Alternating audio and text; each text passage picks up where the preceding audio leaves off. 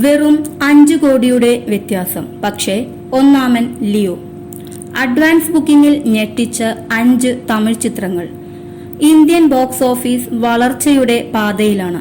വിനോദത്തിന് മറ്റു മാർഗങ്ങൾ അനവധിയുണ്ടെങ്കിലും ജനം തിയേറ്ററുകളെ കൈയൊഴിഞ്ഞിട്ടില്ലെന്നതിന്റെ തെളിവാണിത്. പ്രീ റിലീസ് ഹൈപ്പോടെ എത്തുന്ന സൂപ്പർ താര ചിത്രങ്ങളുടെ അഡ്വാൻസ് ബുക്കിംഗ് കണക്കുകൾ പലപ്പോഴും അമ്പരപ്പിക്കുന്നതാണ്. സമീപ ദിവസങ്ങളിൽ ഇത്തരത്തിൽ വാർത്ത സൃഷ്ടിച്ച ചിത്രം രജനീകാന്ത് നായകനായ കൂലിയായിരുന്നു. ചിത്രത്തിന്റെ ഫൈനൽ അഡ്വാൻസ് ബുക്കിംഗ് കണക്കുകളും കോളിവുഡിൽ സമീപകാലത്തെ മികച്ച പ്രീ സെയിലുകളും ഏതൊക്കെയെന്നും എത്രയൊക്കെയെന്നും നോക്കാം.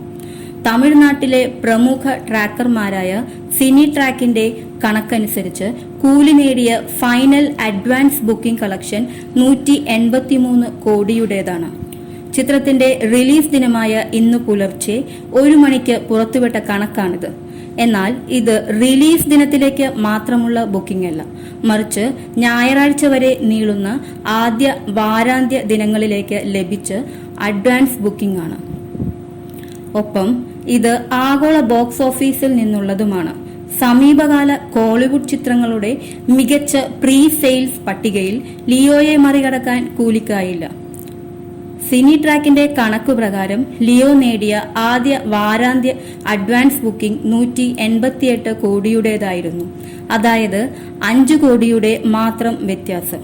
കൂലിയാണ് 2ാം സ്ഥാനത്ത്. 3ാം സ്ഥാനത്ത് വിജയ് ചിത്രം ഗോട്ട് ആണ്. 105 കോടിയാണ് ചിത്രത്തിന്റെ ആഗോള പ്രീ സെയിൽസ്. 4ാം സ്ഥാനത്ത് രജനിയുടെ വേട്ടയാനും 5ാം സ്ഥാനത്ത് അജിത് കുമാറിന്റെ ഗുഡ് ബാഡ് അഗ്ലിയുമാണ്.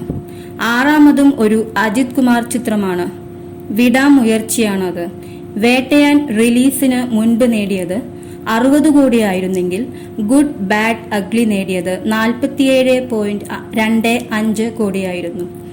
വിടാമുയർച്ചി നേടിയത് 46.5 കോടിയും.